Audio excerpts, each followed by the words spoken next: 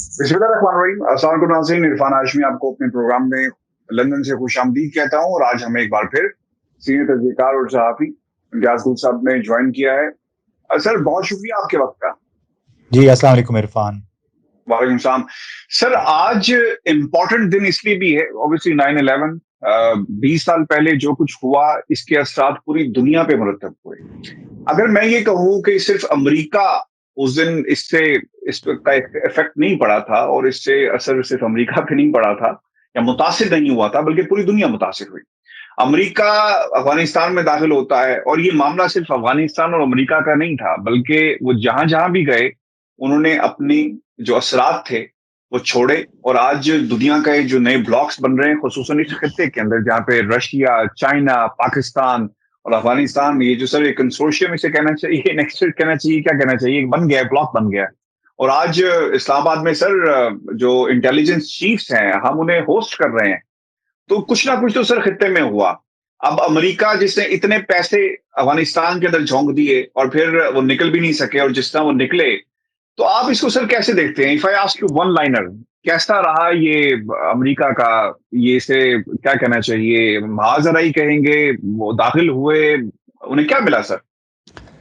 देखिए 9/11 के वाक़यात के बाद इरफान, जिस तरह अमेरिका एक इंतकामी मिशन पे निकला था, इंतकामी मिशन के नाम पे अफगानिस्तान पे उन्होंने चढ़ाई की, उसमें वो बड़ी हज़ीमत के साथ 20 साल के बाद वहाँ से रवाना हुए हैं। अगर आप वन लाइनर पूछना चाहते हैं तो वो यही है कि 20 साल $2.6 ट्रिलियन बकौल जोसेफ बाइडेन के, और उसमें 2,480 अमरीकी फ़ौजियों की हलाकत, और इसका नतीजा आप समझें कि सिफर हुआ है, क्योंकि जो नेशन बिल्डिंग प्रोसेस शुरू किया था अमेरिका के की निगरानी में यूरोपीय ममालिक ने, वो भी मुकम्मल तौर पे नाकाम हो गया। यानी जिस दुश्मन को वो तबाह करने, मलिया मेट करने आए थे अफगानिस्तान, उसी दुश्मन के साथ हाथ मिला के, अमन मुआहदे पे दस्तखत करके और रात की तारीकी में यहाँ से चले गए।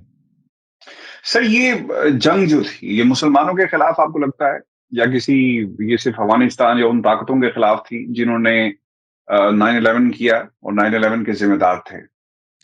देखिए बहुत मुश्किल है ये कहना, लेकिन कोई तकरीबन 3-4 हफ्ते पहले सेंटर फॉर नेशनल इंटरेस्ट नामी एक तंजीम है, उसके वेबिनार में CIA का एक साबका स्टेशन डायरेक्टर जो कि अफगानिस्तान और पाकिस्तान में तैनात था, उसने एक बड़ी चौंका देने वाली बात की उस वेबिनार में। पहली मर्तबा इस तरह खुल के ये बात सामने आई, और उसने ये कहा कि मुझे उस वक्त के वजीर खारजा मुल्ला वकील मुतवक्किल ने फ़ोन करके कहा कि हमने उसामा बिन लादेन की प्रोटेक्शन उठा दी है और आप उसको ले जा सकते हैं। मतलब ये कि अगर आप आए तो हम मुज़ाहमत नहीं करेंगे। कहते मैंने समझा बड़ा अच्छा पैगाम है। मैंने वाशिंगटन में लैंगले जो कि CIA हेडक्वार्टर है वहाँ फ़ोन करके अपने बॉसेस को कहा। उन्होंने आगे बात की डिक चैनी वगैरह से, जो नायब सदर था उस वक्त। तो उन्होंने कहा कि नहीं, इस वक्त तो अफ़गानिस्तान पे फ़ौज कशी की तैयारियाँ बड़े अगले मराहिल में पहुँच चुकी हैं, तो अभी आप बस खामोश ही रहें। और इसका एक और सबूत ये भी था कि मैं अपनी पहली जो किताब थी वो देख रहा था, उसमें मुझे एक पैराग्राफ मिला। वो पैराग्राफ ये था कि 5 सितंबर को जो अफ़गानिस्तान के सफ़ीर थे इस्लामाबाद में, मुल्ला अब्दुल सलाम ज़ईफ़, उन्होंने फ़ोन किया ज़ल्मे खलीलज़ाद को हम्म। और कहा कि आप उसामा बिन लादेन को हासिल करना चाहते हैं, इंतकाम लेना चाहते हैं उससे, तो इसका कोई दरमियानी रास्ता निकाल लें ताकि उसको आप यहाँ से निकाल के ले जाएँ। ज़ल्मे खलीलज़ाद ने भी उसको वही जवाब दिया कि असल में मामला कुछ और है, अब तो जंग की तैयारी है, लिहाज़ा हम इस पेशकश का फ़ायदा नहीं उठा सकते।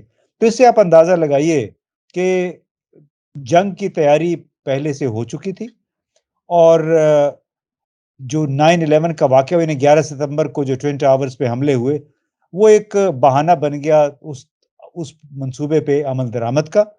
और मिल्टन बेडन, जिस मैंने CIA के स्टेशन डायरेक्टर का ज़िक्र किया, उसका भी ये कहना था कि गालिबन बुश एडमिनिस्ट्रेशन के अवामिल, वो इराक पे हमला था और उसकी तैयारी के लिए उन्होंने سوچا کہ پہلے افغانستان پہ فوج کشی کر لیں اور اس کے بعد پھر عراق کے ساتھ نمٹ لیں گے، اور پھر 2 سال کے بعد انہوں نے عراق پہ بھی حملہ کر دیا۔ تو سر اچیو کر کیا کیا انہوں نے؟ مطلب کوئی ریزن ہوتی ہے نا افغانستان کے اوپر، ایک طرح سے یہ پراکسی آلریڈی جا رہی تھی جس کے پیچھے آپ نے جانا تھا، اس کو سرنڈر کرنا یا اس کو پروٹیکشن ختم کر دی گئی، لیکن what have they gained in the last 20 years? آج بھی اگر آپ واشنگٹن پوسٹ اٹھا کر دیکھ لیں یا پھر آپ اس کے علاوہ نیو یارک ٹائمز، وہاں پہ بہت سارے لوگوں کے میموائر چھپے ہیں جس میں انہوں نے اس دن کی بات کی ہے کہ وہ آج بھی اپنے آپ کو انسیکیور فیل کر رہے ہیں، اسی طرح جیسا 9/11 جب یہ ہوا 20 سال پہلے انسیکیور فیل کر رہے تھے۔ تو حکومتیں فیس سیونگ کے لیے یہ سب کچھ کرتی ہیں کہ ہم نے عوام کے پاس واپس جانا ہے، ان کو بتانا ہے کہ ہم نے تمہاری جنگ لڑی، وہ لوگ جو امریکہ کو کمزور کرنا چاہتے تھے ہم نے ان کو ان کے گھر میں گھس کے مارا۔ بالکل اسی طرح جس طرح 6 فوجی یا 8 فوجی مرتے ہیں کابل ایئرپورٹ کے اوپر، 190 یا 200 سے زائد افراد جو تھے وہ افغانی بھی وہاں پر مارے گئے، ایک جو سوسائڈ ڈوم ہوا۔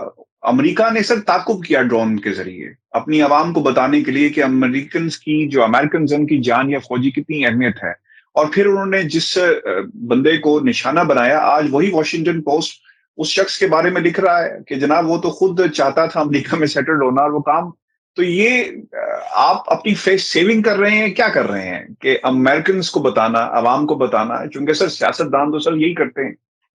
دیکھیے عرفان، ایک بات بڑی واضح ہو رہی ہے کہ 20 سال پہلے کون لوگ حکمران تھے امریکہ پہ؟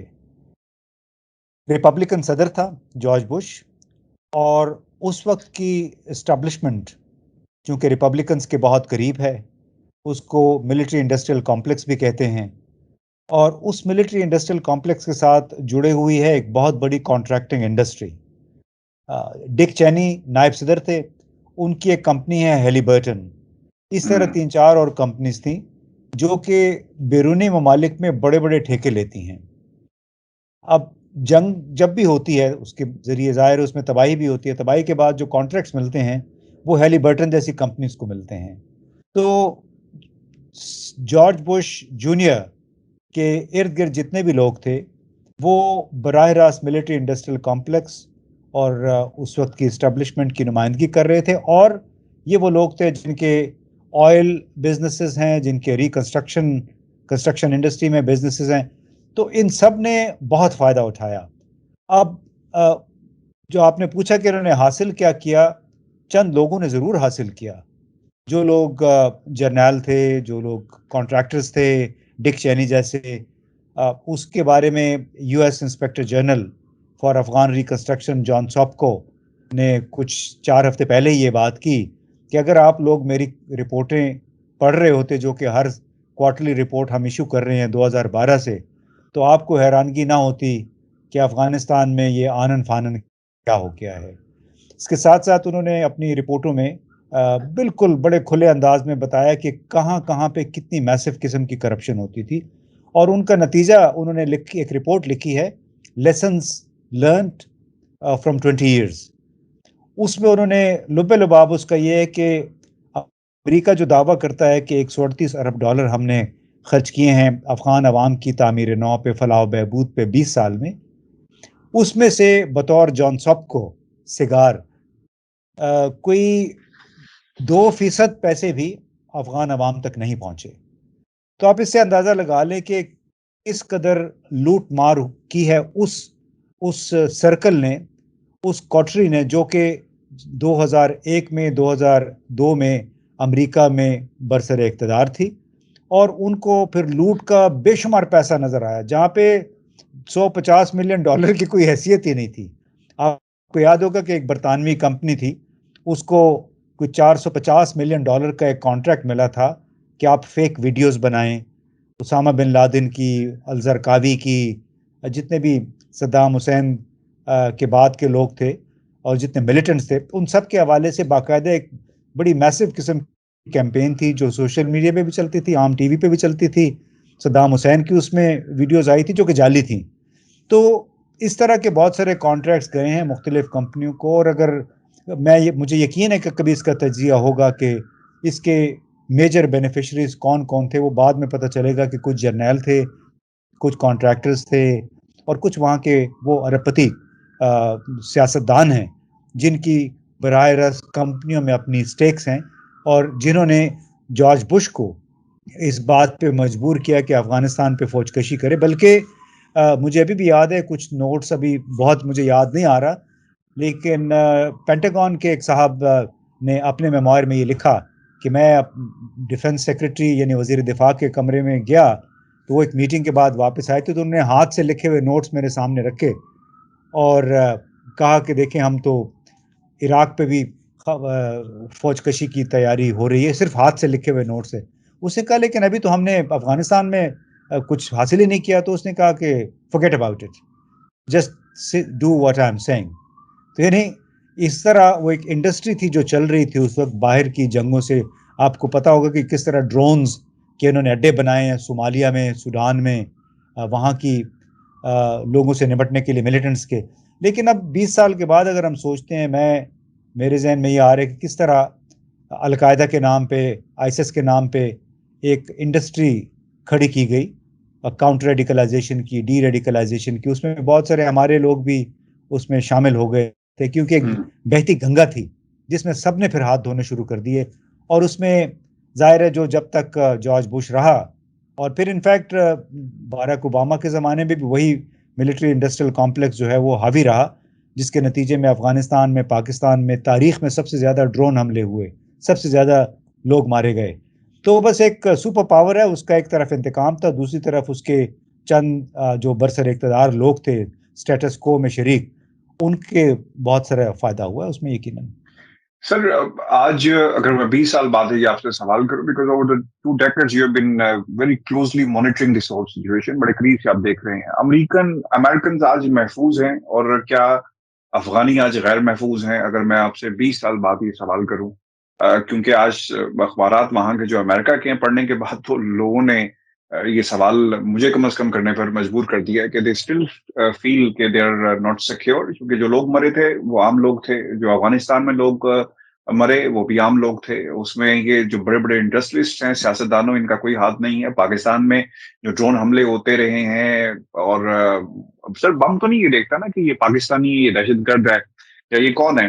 اور آپ نے ایک ایسی نسل دے دی، یعنی جو نیکسٹ اور تھرڈ سیکنڈ جنریشن ہے، اب وہ انتقام لے گی. اب وہ کس سے انتقام لے گی؟ کیا ہم ایک ایسی جنریشن امریکہ نے کھڑی کر دی ہے جو آج دیکھیں سر افغانستان میں انہیں تاریخ ساز شکست ہوئی.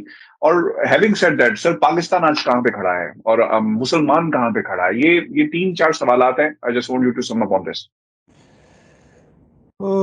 I have lost track. تم نے 3-4 سوال اکٹھے پوچھ لیے. Let's begin کہ امریکن سیکیور ہے یا نہیں سیکیور؟ اچھا ہاں، وہ عرفان، اس کا جو پہلا آپ نے سوال کیا نا، اس کا ایک جواب دینے سے پہلے مجھے ایک واقعہ یاد آ گیا. ایک اور پاکستانی صحافی ہیں، انہوں نے روس بھی دیکھا ہوا ہے، اور امریکہ جب وہ 2005-06 میں پہلی مرتبہ گئے اور 2-3 ہفتے وہاں پہ گزارے، تو آپ کو یاد ہوگا کہ یورپ میں بات ہوتی ہے آئرن کرٹن کی، یعنی کہ ایک آہنی پردہ ہے سوویت یونین میں، یا سب جو اب رشیا بن گیا ہے، کہ اس کے اس پار آپ کچھ نہیں دیکھ سکتے. تو اس صحافی نے یہ کہا کہ امریکہ جا کے مجھے یہ لگا کہ دراصل آئرن کرٹن تو امریکہ کے اندر ہے، یعنی اس کے 4-5 زونز ہیں، اس 4-5 ٹائم زونز کے اندر جتنا بھی مقامی ٹی وی چلتا ہے، اس میں تو آپ کو پتہ ہی نہیں کہ باہر کی دنیا میں کیا ہو رہا ہے. اس میں گٹر میں بلی گر گئی، کوئی کتا گاڑی کے نیچے آ گیا، اخبار گھر میں گھس گیا، یا پھر بہت سارے کانگریس کی باتیں ہوتی ہیں اس میں، وہ بھی مقامی ایشوز کے حوالے سے. تو عام امریکی، جس کو آپ کہیں کہ 90-95% امریکی تو بالکل ہی اگنورنٹ ہیں، لا علم ہے کہ باہر کی دنیا میں کیا ہو رہا ہے.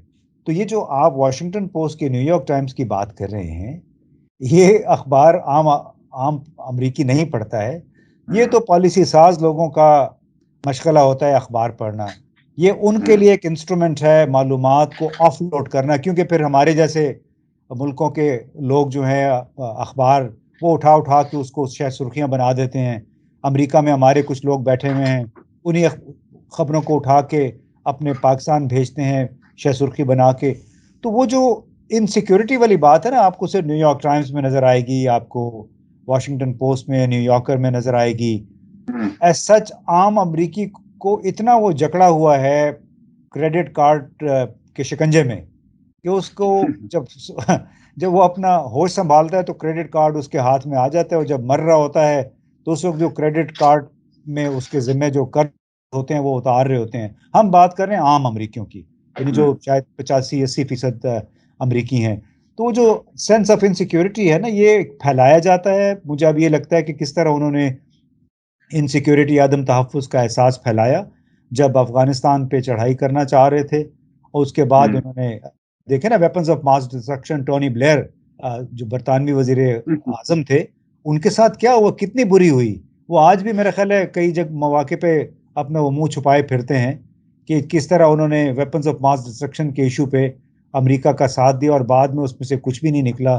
مقصد یہ تھا کہ آپ نے صدام حسین کو گرانا ہے، لیبیا کے لیڈر کو گرانا ہے، اس کو نہتہ کرنا ہے، صومالیہ پہ بمباری کرنی ہے. پاکستان ایک واحد ملک ہے، پاکستان بچا ہوا ہے.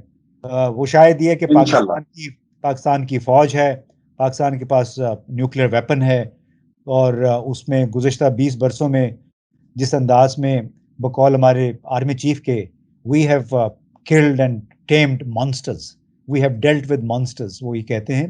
اور وہ بالکل صحیح کہتے ہیں کہ وہ ایسے مانسٹر تھے کہ جو ان کے اپنے بھی لگائے ہوئے تھے پودے تھے بہت عرصہ پہلے، وہ آہستہ آہستہ بڑے ہوئے، ان کے لیے بڑے گوڈزیلا بن گئے. لیکن پچھلے 6-7 برسوں میں پاکستان کے عسکری اداروں نے جو کام کیا ہے، چاہے وہ کوئی بھی دھڑا تھا، عسکریت پسند گروہ تھے، ان سب کو کافی حد تک انہوں نے اپنی جگہ پہ دھکیلا ہے، ان کو پش بیک کیا ہے. اور میرا خیال ہے کہ Pakistan is in a much much better situation today as compared to 20 years ago. Sir army chief, sorry یہ جو انٹیلیجنس چیف ان کی ملاقات آج اجلاس ہوا، سر کیسے دیکھتے ہیں؟ Russia, China, Pakistan sir host کر رہے ہیں. Do you think this major breakthrough? اور ہم کہتے تھے کہ نیا بلاک بن گیا سر، اب تو انٹیلیجنس شیئرنگ بھی ہوگی. جی دیکھیے، بڑی اچھی بات ہے. میں خود بھی اس بارے میں لکھتا رہا. میں نے اوپن لیٹر بھی لکھا چینی صدر شی جن پنگ کو. ہم نے اپنے آرمی چیف سے بھی یہ بات کہی کہ افغانستان کے لیے آپ نے کوئی بھی کام کرنا ہے، آپ 4-5 ملک مل کے کریں، بالکل یک زبان ہو کے بولیں، قدم سے قدم ملا کے چلیں، تو پھر پاکستان کا اور افغانستان کا مسئلہ حل ہو سکتا ہے. پاکستان نے 25 سال پہلے طالبان کی حکومت کو تسلیم کر لیا. سعودی عرب اور متحدہ عرب امارات تو پیچھے ہٹ گئے تھے، لیکن اس غلطی کا خمیازہ پاکستان آج بھی بھگت رہا ہے. اور بڑی اچھی بات ہے، ہمیں بڑی خوشی ہوتی ہے کہ ہماری فوجی اور سیاسی قیادت بالآخر اس نتیجے پہ پہنچی ہے کہ اس کو یہاں سے کاٹ دینا.